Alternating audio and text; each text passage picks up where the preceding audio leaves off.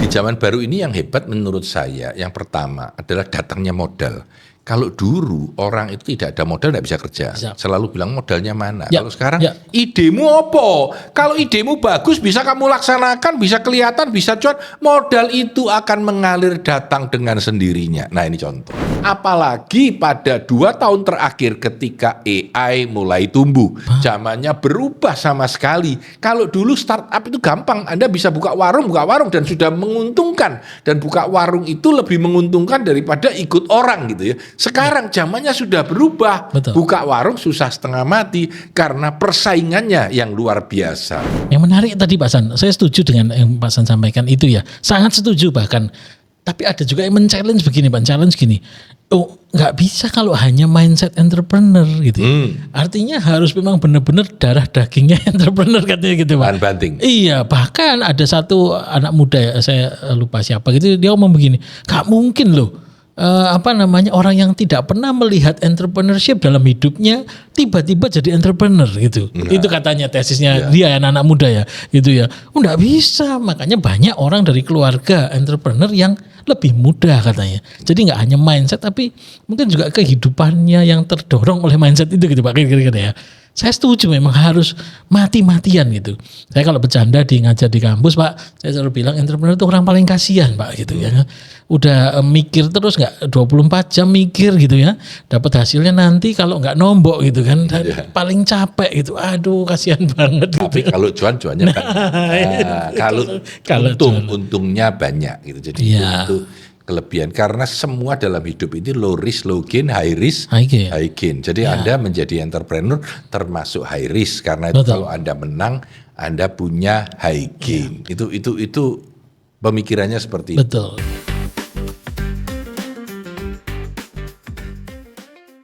Mitra bisnis, kita kembali pada Business Wisdom Podcast, dan kali ini kita berbicara tentang startup di zaman ini ya.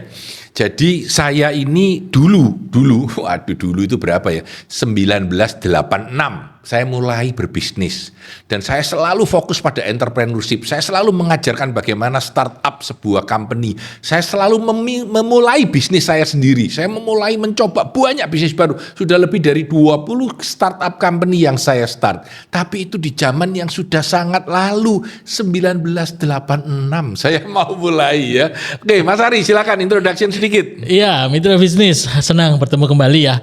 Nah ini tadi saya diajak Pak San untuk membahas tentang startup zaman ini. Nah Pak San, saya memang bisanya zaman ini gitu ya. Mitra bisnis saya, Arilin, saya biasa juga ada di venture builder atau membangun startup dan mengawasinya gitu ya kira-kira. Jadi perbincangan ini mungkin zaman ini dan zaman lalu bagaimana untuk masa depan gitu Pak San ya. Setuju, zaman ini dan zaman lalu untuk masa depan. Saya melihatnya dulu ya, kira-kira di tahun 90, 91, 92 sampai tahun 2000 ya, saya selalu mengajarkan tentang entrepreneurship, tentang startup, tentang bagaimana membangun bisnis ya, mulai dari S2-nya ITS ya, lalu di Ubaya, pernah di Petra, pernah di UC, bicaranya selalu startup gitu ya. Karena menurut saya menarik di zaman itu, kita kerja itu gajinya kecil, sedangkan kalau berusaha sendiri mudah dan hasilnya besar. Tapi dengan zaman berubah, semuanya jalan. Sekarang saat ini tidak lagi seperti itu. Artinya startup punya kekuatan dan resikonya, sedangkan menjadi profesional juga mempunyai kekuatan dan resikonya sendiri. Nah, apalagi pada 2 tahun terakhir ketika AI mulai tumbuh, zamannya berubah sama sekali. Kalau dulu startup itu gampang, Anda bisa buka warung dan sudah menguntungkan, dan buka warung itu lebih menguntungkan daripada ikut orang gitu ya. Sekarang zamannya sudah berubah. Buka warung susah setengah mati karena persaingannya yang luar biasa. Kalau teman-teman melihat ke belakang, hampir semua startup, hampir semua bisnis zaman lalu itu selalu family business. Kenapa? Karena kita startnya mulai kecil gitu. Zaman ini saja startnya mulai besar dulu gitu karena dapat suntikan venture capital yang besar-besar ya. Tapi di zaman dulu ndak ada, semua start kecil banget. Kita mulai bekerja, kita mulai mengerjakan satu-satu, kita bekerja keras, kita punya opportunity, kita menyimpan uang 1 tahun, 2 tahun, 10 tahun, 15 tahun, 20 tahun, baru mulai bertumbuh ya. Kalau zaman ini kan zaman instan, baru dimulai dapat venture capital kaya gitu. Ini mengawali cerita ya. Jadi saya ingin cerita zaman lalu ketika saya masih melakukan startup. Mungkin Ari bisa cerita startup kalau zaman now itu kira-kira modelnya seperti apa? Silakan Ari. Iya Pak San, kalau zaman dulu tadi Pak San bilang bikin startup itu mudah gitu ya. Kalau zaman sekarang mudah-mudahan Pak gitu. Maksudnya mudah buka, mudah tutup juga gitu mudah-mudahan. Iya, jadi mudah-mudahan berhasil gitu. Kenapa? Karena semua serba instan. Bahkan bisnis modelnya pun banyak yang baru Pak San. Setuju. Nah ya kalau dulu kan tidak ada freemium gitu ya misalnya digratisin dulu loh kan rugi gitu ya. Sekarang itu common umum sekali mau freemium, mau razor and blade, mau franchise, mau waduh macam-macam ya. Luar biasa banyak gitu. Nah ini mitra bisnis yang membedakan mungkin ya kalau saya bisa melihat itu ya. Dan apakah bagus banget startup hari ini? Rasanya sulit banget volatilitasnya itu sangat tinggi gitu Pak. Yang sukses saja bisa gampang jatuh. Gampang sekali, yang sudah pendanaan seri D gitu Pak ya, sekian triliun tiba-tiba hilang gitu ya. Aduh, ini zaman sekarang volatilitas sangat-sangat tinggi. Itu mungkin bedanya Pak dengan zaman Tapi lalu. juga returnnya luar biasa. Artinya kalau jalan dia akan beribu-ribu kali lipat. Betul. Sedangkan kalau zaman dulu buka warung nggak bisa gitu ya. Pertumbuhannya organik dan perlahan. Nah ini yang menarik. Sehingga jujur saya sekarang kalau diminta Pak ngajar entrepreneurship ya, saya agak kalau dulu siap gitu. Sekarang sih ngomong apa ya gitu kira-kira. Jadi tidak mudah lagi karena itu sekarang banyak juga anak muda yang berpikiran sudah aku ndak mau mikirin startup, aku jadi profesional saja. Jadi karena apa? Karena gaji profesional juga sudah sangat tinggi. Yang maju itu tinggi banget dibandingkan dengan men-startup bisnis kecil yang lebih sering gagalnya, untungnya nggak seberapa, lelahnya luar biasa. Tapi bagi selected few, orang-orang yang masih ngotot, orang-orang yang masih ingin menjadi entrepreneur, orang-orang yang masih menjadi hebat, mau melewati jalan susah ini gitu. Saya cerita satu. Saya tiba-tiba teringat 20 tahun lalu saya itu kuliah di University of Chicago waktu mengambil MBA. Saya kalau tanyain orang-orang, what is your job gitu ya, terus aku bilang, aku ini startup, aku sudah memulai sekian bisnis gitu. Mereka selalu bilang, you are the brave one. Kamu orang berani katanya gitu ya.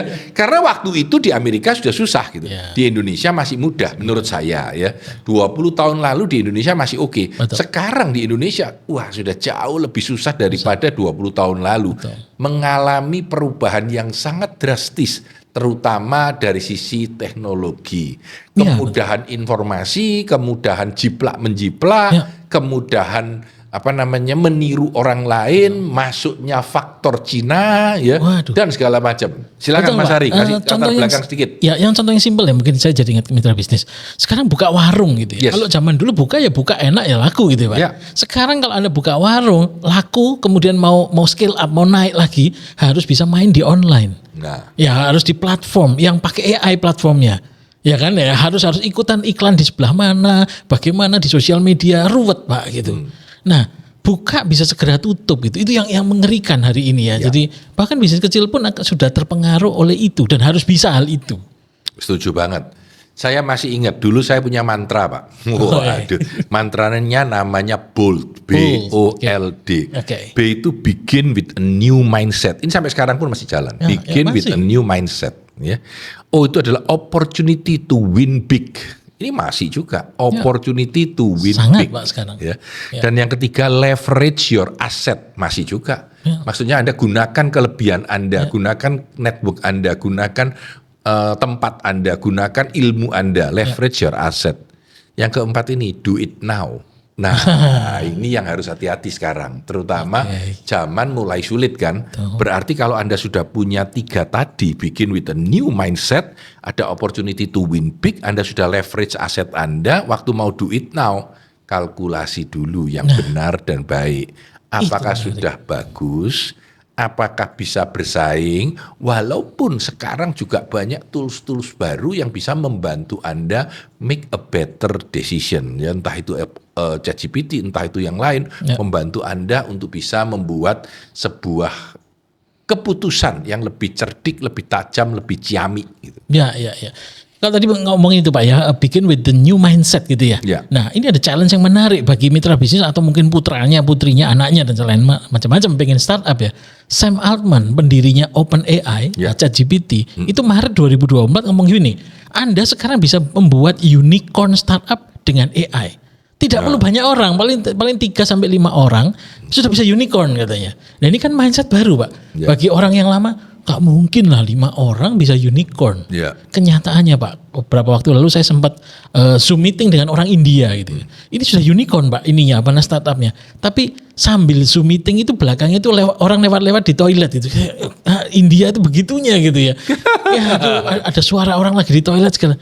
Ini saya pikir ini beneran gak ya gitu ya. Tapi itulah mindset mereka yang ini bisa jadi unicorn gitu ya. Itu kalau bicara mindset yang baru. Opportunity-nya bisa tinggi. Nah ini yang mengubah banyak hal di startup Pak. Ya, saya kira startup sudah tidak lagi seperti dulu.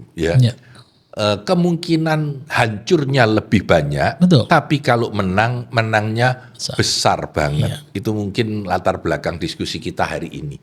Sebelum kita masuk ke dalam sesi kedua yang kita sebut dengan semua teori tentang entrepreneurship, teori tentang startup, lalu bagaimana memaksimalkan menggunakan AI ya, apa saja yang ada di sana, kita akan bisa belajar apakah Anda cocok mengembangkan startup Anda, atau apakah Anda mau masuk ke startup itu sebuah hal yang cocok, kita pikirkan bersama. Kalau ada pertanyaan atau ingin mengundang Mas Ari atau Pak San dalam seminar in-house teman-teman sekalian, bisa kontak 081 123 123 123. Dapat mem-WA kami pada nomor tersebut.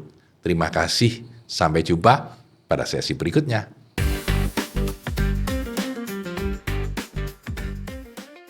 Mitra bisnis, kita kembali pada startup di zaman ini. Nah, saya lempar ke Mas Ari dulu. Mas Ari, gimana pemikiran teori tentang startup di zaman ini? Silakan. Nah ini ya mitra bisnis, kita kenal banyak startup hari ini yang rontok di Indonesia ya. Sampai visi aja dari banyak teman-teman saya juga takut masuk Indonesia gitu ya. Bahkan yang sudah seri D, yang sudah triliunan valuasinya pun selesai. Nah apa yang menarik dari sini saya amati ada satu teori yang harus sangat diperhatikan ya oleh rekan-rekan ya untuk mitra bisnis dan yang lain-lain. Teorinya simpel aja, namanya agility gitu ya. Ya agile gitu. Agile isinya apa? Fast, focus, dan fleksibel. 3 itu. Startup harus fast, ya harus scale dengan fast, harus ambil market gitu ya, isinya dengan bakar uang dan lain-lain. Oke, it's good to be fast gitu dan harus fast gitu. Tapi harus fokus pada titik yang Anda kuasai. Nah ini yang menarik ya. Dari banyak startup yang ada di hari ini, banyak yang rontok karena titiknya ngawur gitu. Mohon maaf gitu ya, maksudnya jadi disikat semua kemana-mana bukan pada keahliannya. Ahliannya adalah tentang udang misalnya begitu, mohon maaf ya gitu ya, tiba-tiba jual ikan, jual dan harus berjualan. Nah itu yang membuat jadi kacau. Jadi fokusnya harus kuat sekali, fokus pada profitability, bukan hanya pada fast-nya atau market meraih marketnya saja. Nah yang ketiga adalah fleksibel. Kalau saya teorinya itu aja Pak, 3 saja gitu, agility ya, fokus, fast, dan fleksibel. Saya tak mundur 20 tahun. Oke. Ini biasanya malah mantap Pak ini. Ya, jadi teorinya didapat dari seseorang wanita yang bernama Sarasvati, orang India. Nah, Sarasvati ini ke Amerika waktu ngambil PhD, dia riset. Jadi dia mendampingi para entrepreneur dan melihat bagaimana mereka bertindak dan berperilaku. Dari sana dia catat, dia jadikan sebuah tesis untuk mengerjakan S3-nya dia. Nah, teorinya menarik banget. Orang ini pernah datang ke Indonesia.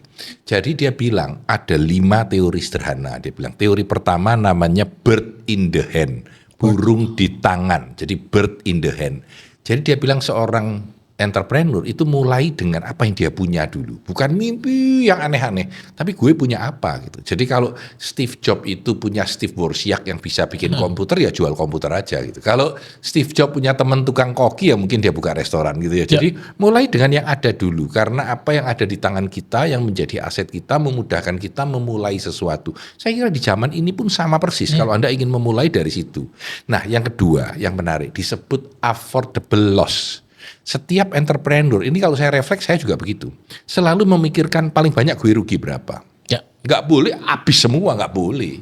Kalau perlu rumah gue gadein, nggak boleh. Kecuali kalau sudah sampai pada sisi terakhir. Di awal itu ada yang disebut dengan affordable loss. Jadi saya mampu rugi dengan berapa. Kalau saya mampu rugi 200 juta ya saya bermain dengan 200 juta. Jadi bermainnya terstruktur gitu ya. Dan yang ketiga disebut the lemonade principle. Nah ini menarik. Lemonade principle. Jadi kalau Anda punya lemon semacam jeruk ya, dan Anda nggak punya modal lain, cuma punya lemon doang, jangan dijual lemonnya, nanti satu habis gitu. Tapi diperas, jadikan minuman, dijual dengan bentuk lemonade yang harganya bisa lebih mahal, cuannya lebih banyak, dan orang menjadi menarik karena dia ada minuman yang menarik banget ya. Ini the lemonade principle. Jualnya harus dimodify sehingga unik banget, orang tertarik banget, dan mempunyai added value yang lebih. Jangan sekedar beli lemon dijual. Itu yang ketiga. Dan yang keempat disebut crazy quilt, yang artinya harus bisa bekerja sama dengan banyak orang yang modelnya beda. Crazy quilt itu sebenarnya adalah kain perca yang dijahit. Ya, ketika dia dijahit berarti jahitan itu dari 3-4 tipe kain yang berbeda-beda. Jadi kita harus mampu bekerja sama dengan orang-orang yang sangat beragam untuk membuat startup kita jalan. Dan yang terakhir disebut pilot in the plane. Pilot in the plane. Maksudnya apa? Maksudnya itu tanggung jawabmu sebagai pilot dari pesawat terbang itu. Jadi kalau kamu gagal ya kamu yang salah gitu. Pilotnya ya kamu. You are the pilot in the plane. Jadi kamu yang harus betul-betul bertanggung jawab. Karena itu faktor human di dalam entrepreneurship, faktor individualnya sangat tinggi. Nah menurut saya 5 teori ini oleh Sarah Sarasvati yang disebut effectuation. Ini masih sangat jalan sampai saat ini. Walaupun sekarang nuansanya beda, pemikirannya AI, crazy quilt-nya mungkin dari venture capital ya, partner, kongsian, joinan, pilot in the hand-nya mungkin sudah mulai banyak orang, tapi tetap faktor individunya menjadi kuat banget. Dan yang paling terakhir adalah bagaimana AI akan masuk di dalam cara berpikir menciptakan startup baru. Itu yang mungkin perlu ditambahkan. Ya, saya setuju, Pak. Sangat setuju, Pak. Menurut saya, Pak, pandangan saya adalah tadi effectuation tadi, Pak ya. Itu hari ini justru menjadi keharusan yang harus dimiliki oleh para yang ingin membuat startup, Pak. Ya. Gitu ya. Ini tantangannya karena generasi hari ini semua instan begitu ya. Maunya yang cepat, yang mudah. Kalau tidak ada 5 ini bahaya begitu. Nah, tadi misalnya yang kelima gitu ya. You are the pilot ya, of the plane gitu ya. Nah, banyak hari ini venture capital kalau di stage yang masih awal itu selalu cari orangnya bukan cari bisnisnya gitu. Bukan cari idenya.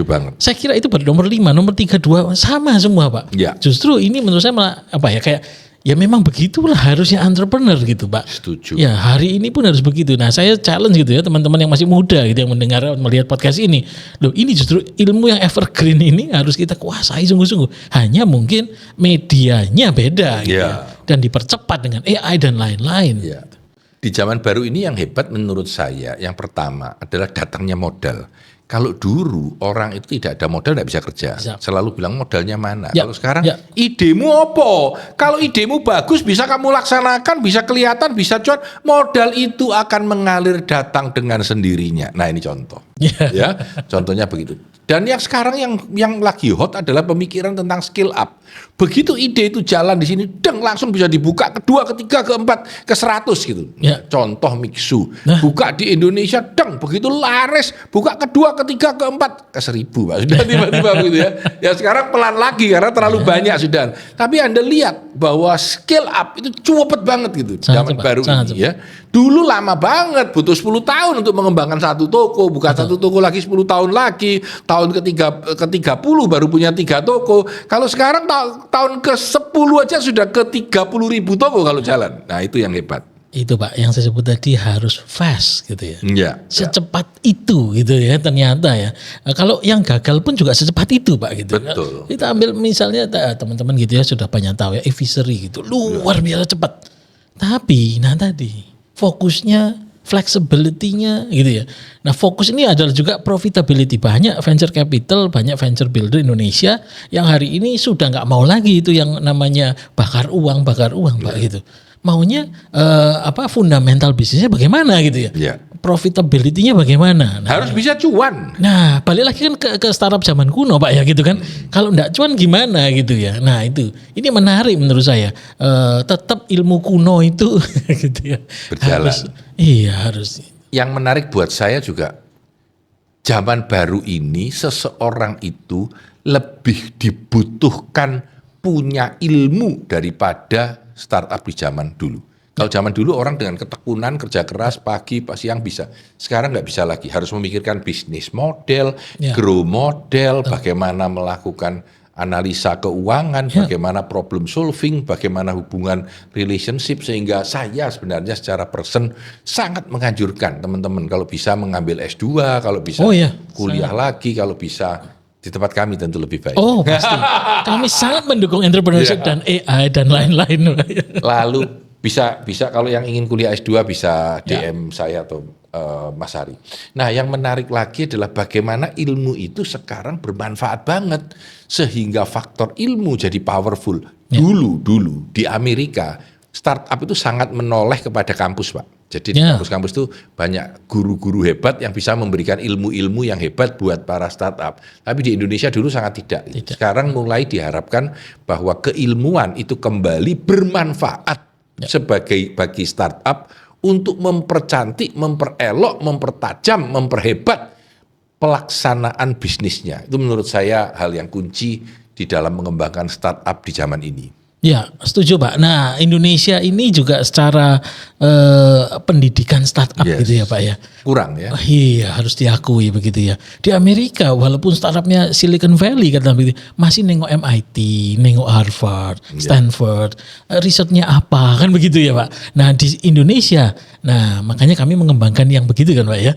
Mindsetnya harus dibetulkan, terus skill setnya harus dibetulkan, lalu harus ditunjukkan arah yang benar untuk jalan. Karena menurut saya startup itu kunci banget ya. Dan sangat minim orang Indonesia yang ingin menjadi startup gitu. Ya, menurut saya itu juga walaupun sudah mulai banyak ya. Tapi belakangan ini karena sulitnya startup itu untuk menang, banyak orang yang enggak mau lagi gitu. Sehingga kalau dicari seorang karyawan untuk menjadi bagian administrasi sebuah perusahaan, 6.000 pelamar ya. Kalau dicari orang yang memiliki keteguhan, berani mengalami kegagalan untuk memulai sebuah startup gitu. Waduh, 2 yang daftar gitu contohnya ya. Apalagi kalau ini Pak, dapat hasilnya kalau nggak nombok gitu ya. Nah, itu ya.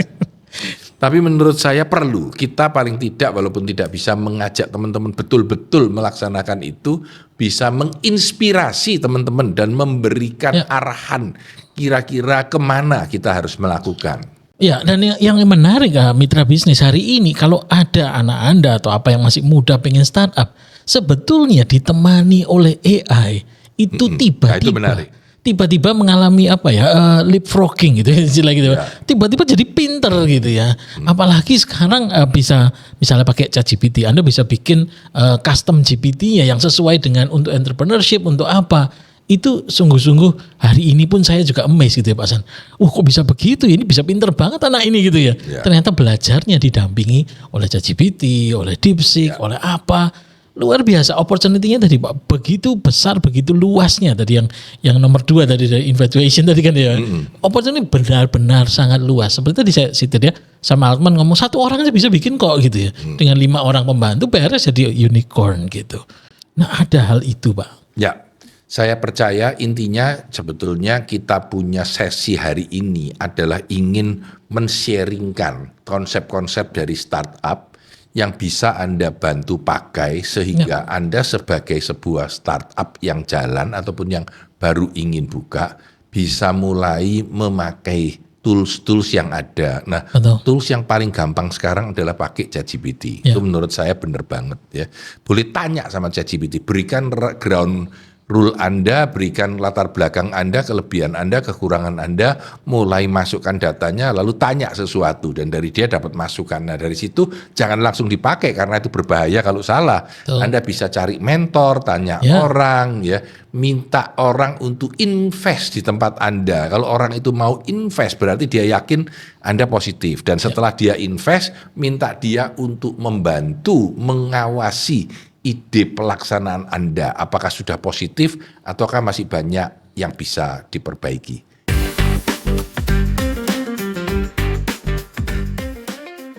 Mitra bisnis, kita kembali pada Business Wisdom Podcast. Mas Ari, kalau ada sebuah company, startup ya, baru mulai katakanlah sudah 3 tahun begitu, 4 tahun lah, sudah berkembang ya, biasanya pimpinannya ini bingung sekali.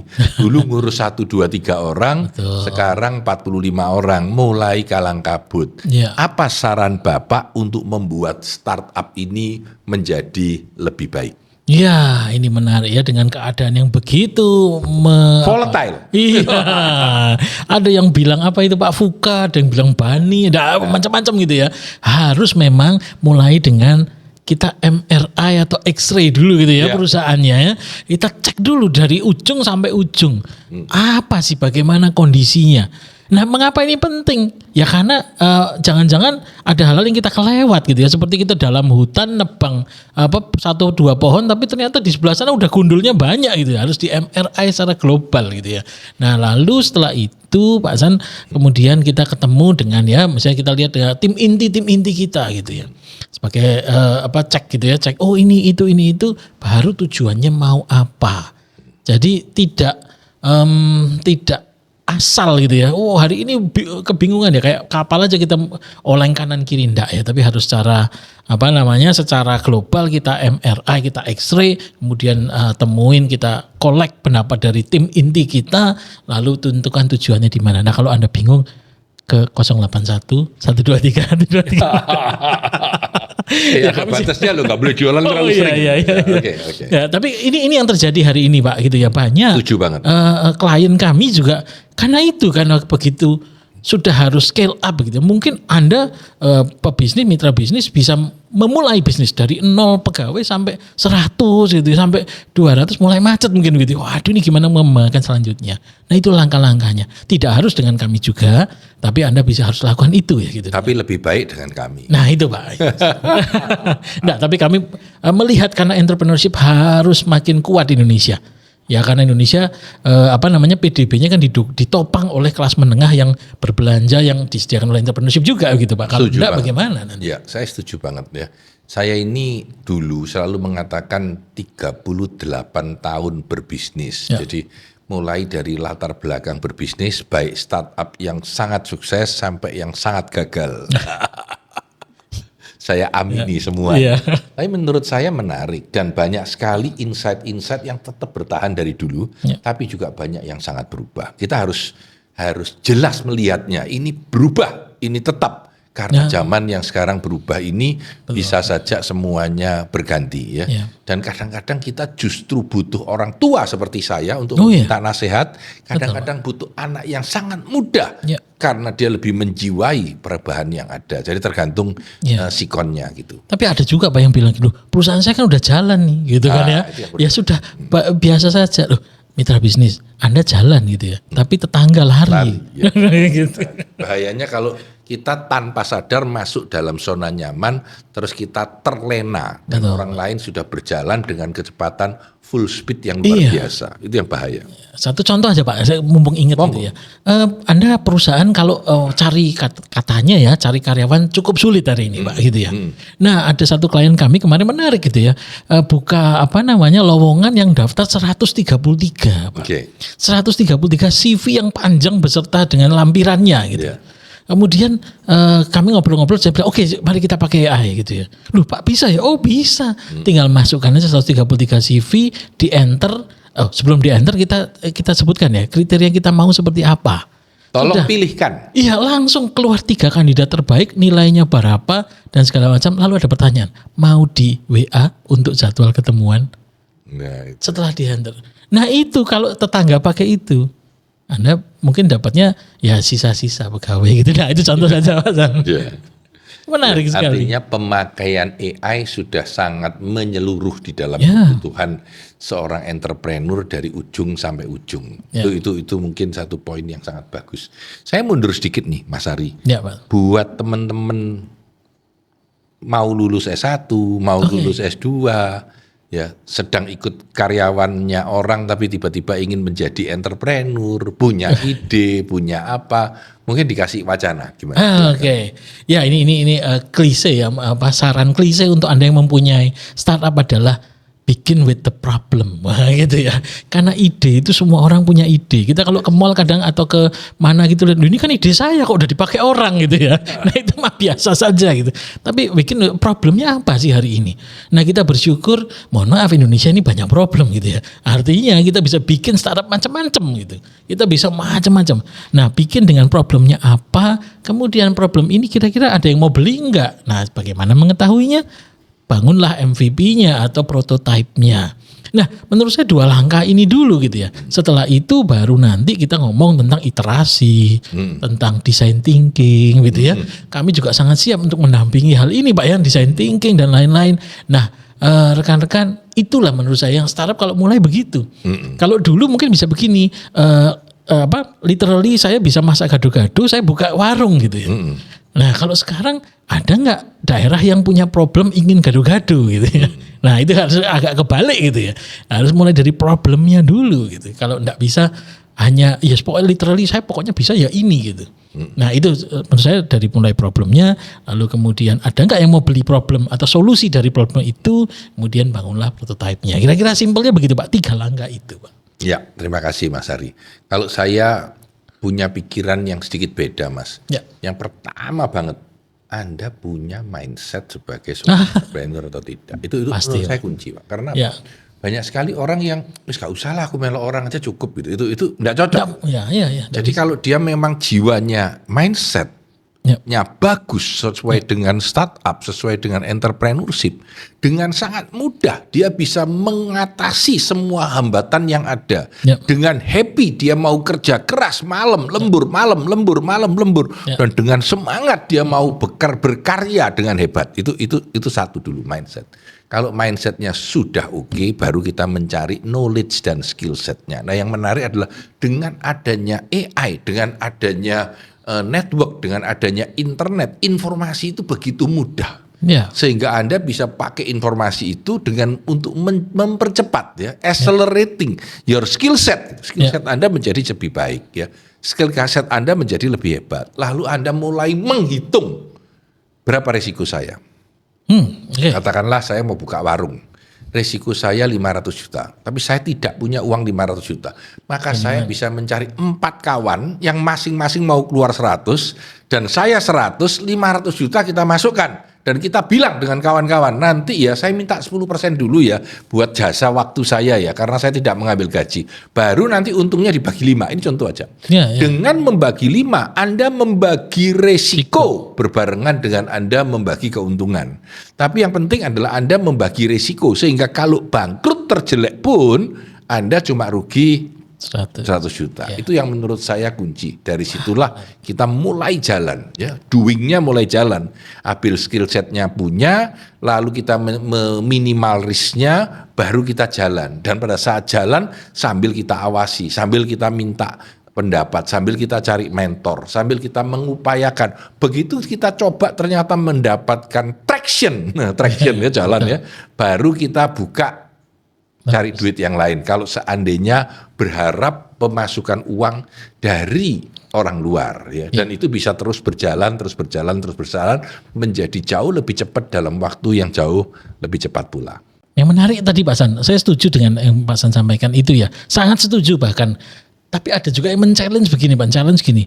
Oh, nggak bisa kalau hanya mindset entrepreneur gitu. Artinya harus memang benar-benar darah dagingnya entrepreneur katanya gitu Pak. Banting. Iya, bahkan ada satu anak muda ya, saya lupa siapa gitu, dia ngomong begini, gak mungkin loh orang yang tidak pernah melihat entrepreneurship dalam hidupnya tiba-tiba jadi entrepreneur gitu. Itu katanya tesisnya dia anak-anak muda ya, gitu ya. Enggak bisa, makanya banyak orang dari keluarga entrepreneur yang lebih mudah katanya. Jadi nggak hanya mindset tapi mungkin juga kehidupannya yang terdorong oleh mindset itu gitu Pak kira-kira ya.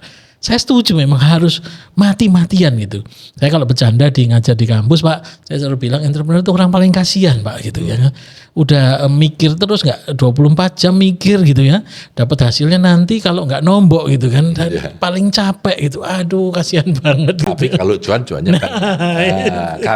Kalau untungnya banyak gitu. Jadi itu kelebihan karena semua dalam hidup ini low risk low gain, high risk high gain. Jadi Anda menjadi entrepreneur termasuk high risk karena itu kalau Anda menang Anda punya high gain. Itu pemikirannya seperti itu. Betul. Saya punya satu menarik juga Pak. Saya nggak tahu kok saya tiba-tiba ingat ini kata-kata yang menarik. Kata-kata begini, semua bisnis itu ada risikonya Pak. Ya. Tapi resikonya menjadi makin kecil kalau ownernya makin pinter katanya Pak. Jadi kalau makin pinter gitu ya, itu makin ini jadi kecil resikonya gitu katanya. Tapi kata teman saya nggak boleh terlalu pinter. Kalau terlalu pinter malah nggak jalan-jalan. Harus banyak orang pinter lainnya. Oke, Mas Ari, semoga diskusi kita ini bermanfaat untuk teman-teman.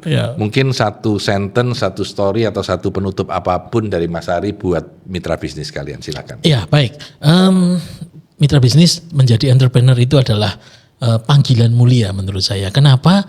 Karena kita bisa memberi berkat itu untuk banyak orang, bisa bekerja bersama kita dan kita pun bisa naik gara-gara hal itu.